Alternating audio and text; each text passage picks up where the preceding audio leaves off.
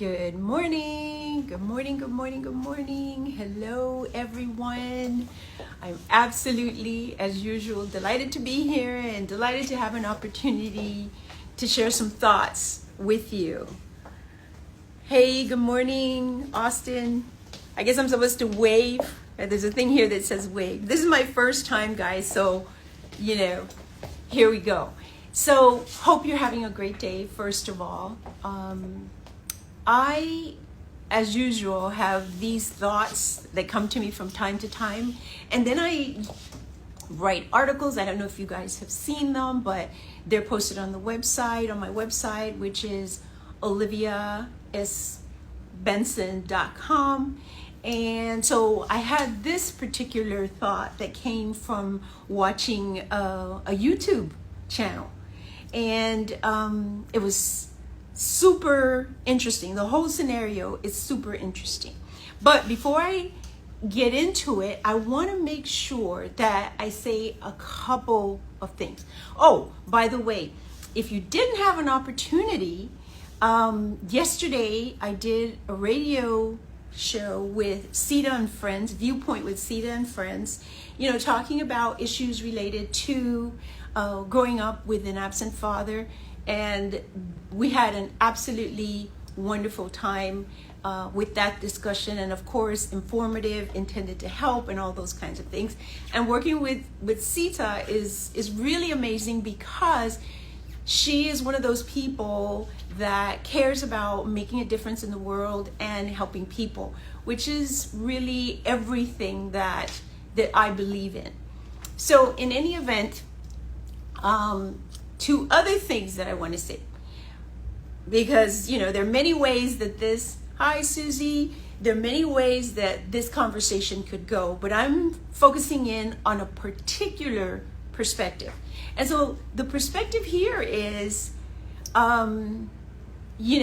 reproduction is such a serious thing, and we could talk about men being good fathers and all those kinds of things, but we're going to focus in on a different aspect of it. Now, first of all, let me be clear. Everybody, just so that we don't have this issue, everyone is not here on the planet to have children. Everyone is not here to reproduce. We used to think reproduction was everything, and we used to think that was basically the only thing that women were good for. Well, people, we've come a long way, but that is not the case right now. The other thing is that even though I focus on Wu Jianyun, which is, you'll see, the man that I'll be speaking about, the truth is that there are many men who are absolutely wonderful in support of their pregnant wives, and they're just great. But since my focus in terms of For the Love of My Father, which is the book that I'm talking about, is on having a broken picker, having issues with having a broken picker being directly related to the fact that sometimes if you have issues with your father, or he's absent, or whatever the case might be, then your ability to choose is affected. And while I watched Rose,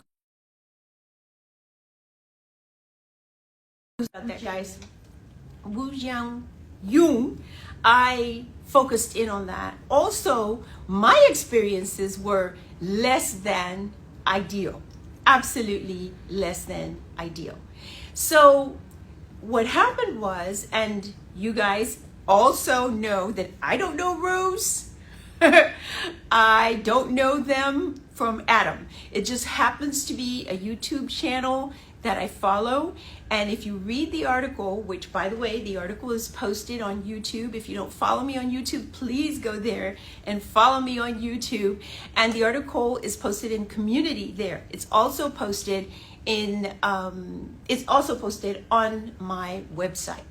So anyway, I'm watching this show, and she is an amazing person. She's from Uganda, and she met her husband, who is from China, and moved from Uganda to China.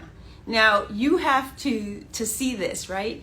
She moves to China, to a country village, and learns to speak the language, learns to cook the food, and adapts very well to, her environment and her new life.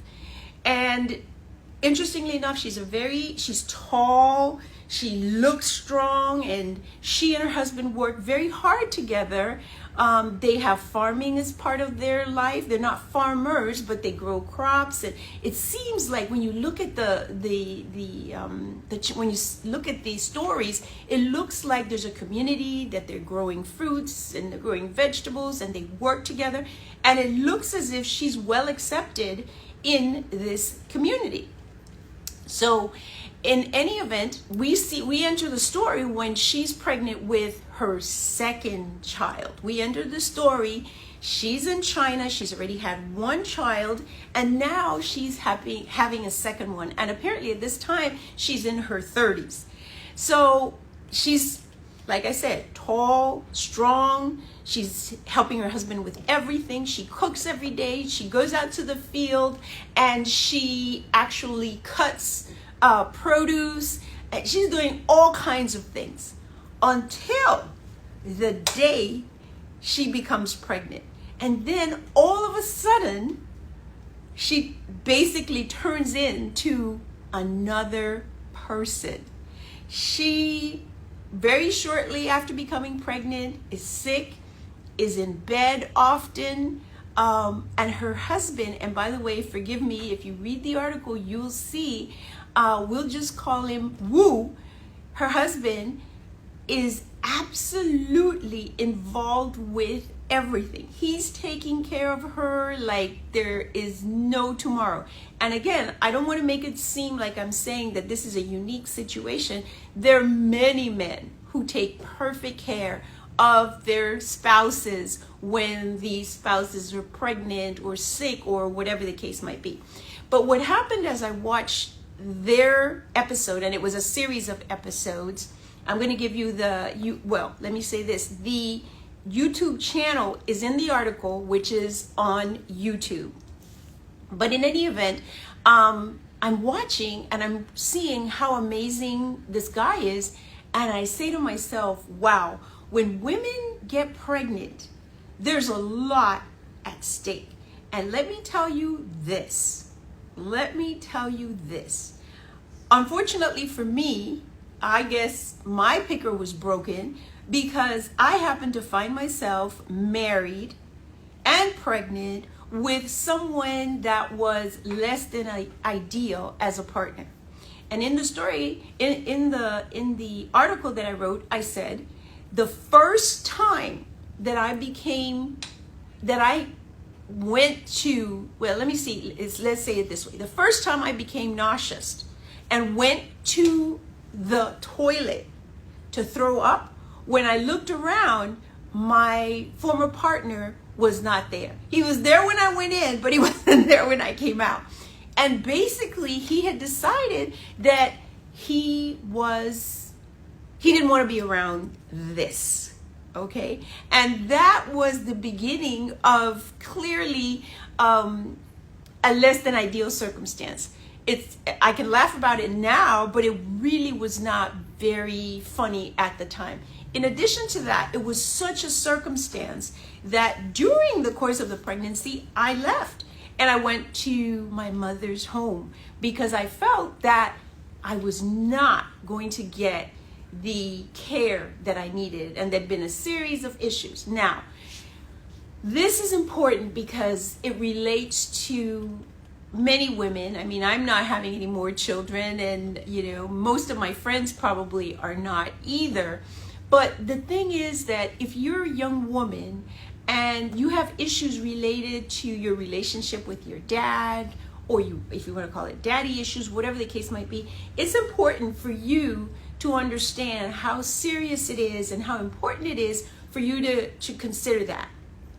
Because what happens is, if you haven't been accustomed to receiving a certain level of care and a certain level of attention, it's possible that you could attract someone who is going to be less than ideal for you. this happens, and it's sort of a pattern. And if you've watched me before, you know that I've spoken about generational issues and how trauma goes down the line. If your father hasn't shown you what it is or how a man is supposed to treat you in certain circumstances, then you don't have, let's just call it for purposes of this discussion, you don't have the programming to go out and do it right until you fix yourself.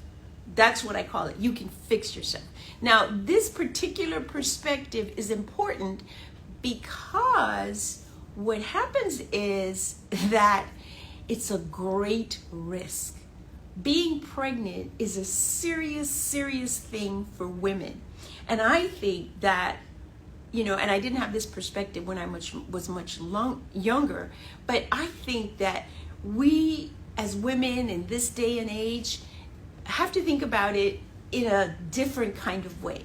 The idea is that you have these eggs that you come into the world with. By the way, guys have their, what I call their seed as well, and what they do is just as important. It doesn't have to be boys versus girls. We're all in this together. And protecting your seed as a man is also important, because you go out there and you spread that seed without thought, let's just say, without thought, you will also suffer. But as a woman, you come in, you have these eggs, you are going to bear the majority of the responsibility for reproduction. And therefore, the idea is, how do I care for my eggs? Who do I allow? And I'm not getting into details, but you guys know what I mean when I say, who do I allow to get close to my eggs? Who is in that environment? Because anytime there is a male, you're a woman and you have a male in the environment of your eggs, that person is the potential father. And it's that serious. And then the thing about it is, there's so many things that can go wrong. You can become ill during pregnancy. I was a disaster. I mean, I was unrecognizable. Not because I had, any particular physical look, but because I just couldn't function. I went to school because I was in school at the time. I was actually in law school while I was pregnant, and I did go to school, but I was sick. I threw up the entire 9 months. I couldn't eat virtually anything. And looking back at it, I thought to myself, if I had known that I was going to be such an awful, I can only call it that, an awful pregnant woman, I would have thought about it differently. What if you get pregnant, if you're a young woman and you get pregnant and you become ill? What if you can't work? And have you the ability to choose a mate who would absolutely take care of you during this time of pregnancy? So it's not just about whether you're married or not married, or whether you're having sex inside wedlock or outside wedlock, for those of us who care about this. It's about how you look at yourself as a woman, because before we even get to whether he's going to be a good dad, is he a good mate? And if you're expecting for this person who hopefully you have chosen, does that person have the characteristics to be a good a caretaker for you in one of your most vulnerable moments? I watched another channel on YouTube about how women are cared for in, let's say, the Amazon jungle, and they have these women that help them with the deliveries, and the way they look at it, they say, anytime a woman is pregnant, she has 1 foot in the grave. Now, we're way beyond that, because obviously we have medical care, even though sometimes there's some people who don't receive the best medical care, but we have medical care. But it is that serious for them to know that when you are pregnant, you are taking a chance. So who do you allow to come close to your eggs? Who are you willing to reproduce with? You should know if you're going to have children, and obviously there's no perfection. I'll say that, because you could be married to someone, you could know the person and everything else, and still the person turns out to be less than ideal. But the point is, you have today, we have the opportunity to say, I'm going to make some choices. I value myself. I value my eggs. I value my children. And I value my well-being enough to know that I'm not going to put myself in a situation with someone who I am not certain will take care of me when I am in my most vulnerable state. I also looked at some other things when I was writing the article. Again, it's on YouTube in the community. So if you're not following me, please go over there. Olivia S. Benson, I'm on YouTube. And also it's on the website, oliviasbenson.com. In the ancient days, let's call it even primitive times, if you were pregnant, you were an easy target. You can't even run. Today, if you had a challenge and you were pregnant, you couldn't even run. So who are you willing to put yourself in that position for? Now, the exciting thing about Rose and Ansay, which really are the inspiration for the article and even for this talk, is that I said Rose and Ansay, but it's not Rose and Ansay, it's Rose and Wu. And the interesting thing about them is that he was just incredible. Now, I'm not unaware of the fact that they're on camera, so we humans being on camera, and sometimes it's a different story than what it is in real life. But as far as we can tell, he was a guy that showed up for his wife. She went from being strong, cutting vegetables in the field, picking, doing whatever she needed to do, to being in bed. In the beginning, she, I guess, was just nauseous and what have you. And towards the end, she barely had any mobility. That happens all the time. Now, if your picker is broken, if your picker is still broken, will you have the ability to pick someone that's going to show up for you when, even if you're like the most amazing person, you're strong, you're everything, you're working for yourself, you're doing what needs to be done, will you pick someone who will be able to show up for you? That is the question. The question of being able to go through the experience of growing up without a father and all the issues that are involved with that and all the weaknesses that it can bring, and to get yourself into a vibrational frequency where your picker is fixed and you can pick someone who you know will show up for you. So please take a look at the article and share it with someone who you know who it might be helpful, because again, it's a different perspective. Not whether you're having sex or not whether you're married or not, and all the other things that there's chatter about. It's about you as a woman and your ability to pick someone who is going to show up for you. Also, just so you know, in a few weeks, I'm going to be doing a second edition of my first book, which is Answers from Within. Very excited about that, and I look forward to sharing it with you as well. Does anybody have any questions about everything that I said? I know I've said a lot, and I wanted to get everything in. I see somebody here that says view request. Okay, there you go. I wanted to get everything in, so I did it kind of quickly.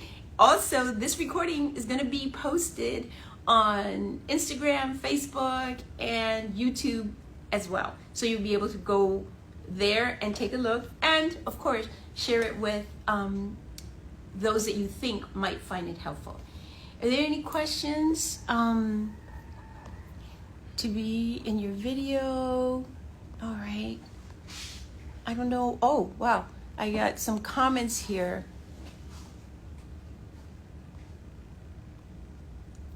People saying hello. And do I see, how do I fix my picker? Someone, Fixing your picker. Well, hopefully you are following me on Facebook. What is it? Facebook, Instagram, YouTube, everything. Hopefully you're following everything. Thank you for the comment, Miss Yolanda Robina. Thank you. But the thing is, first you have to recognize that in my particular situation, I'm just talking about growing up without a father. And the idea is there are many other things that everybody in the world suffers with, right? But this is just me focusing on this issue. So the first thing is to recognize that this is an issue in your life. Sometimes some of us go through life and we never even realize this is an issue. And the single most direct and important thing that I can say to anyone who has this issue is learn to forgive your father. It's the single most direct thing that will help you. There's so much wrapped up in it, I know. And, if you follow me or if you send me a note or whatever the case might be, yes, we can talk about it and I can give you more information. The name of the book is For the Love of My Father. Let me move over here real quick. The name of the book is For the Love of My Father, and it's available on Amazon. And also you can go to my website and get more information. But the single most important thing, and I don't know if all of you or any of you saw the whole series that we did about Alicia Keys and her father, which a lot of people followed, a lot of people commented on. It was the most viewed post that I had made. And there is a whole process in terms of getting to the point where you relieve yourself, because your dad is who he was or who he is. But the thing is that if you don't address it, you're going to go around with this, so to speak, broken picker. And if you followed me and so on, you know that everything, ultimately, my belief is that ultimately everything it's about energy. And if you have issues in your body, in your mind, in your soul, your energy is discombobulated. Forgiveness is one of the things that helps you release, and relieve yourself from the negative energies.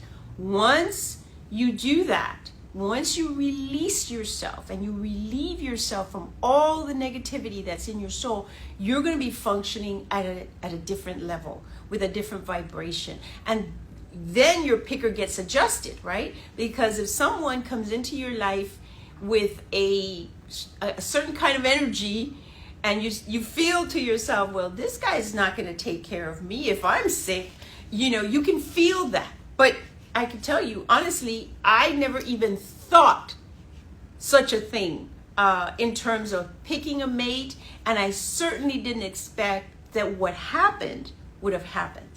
So I know we spent at least 24 minutes talking about this, and I don't want to take much more of your time. I really appreciate you all for showing up.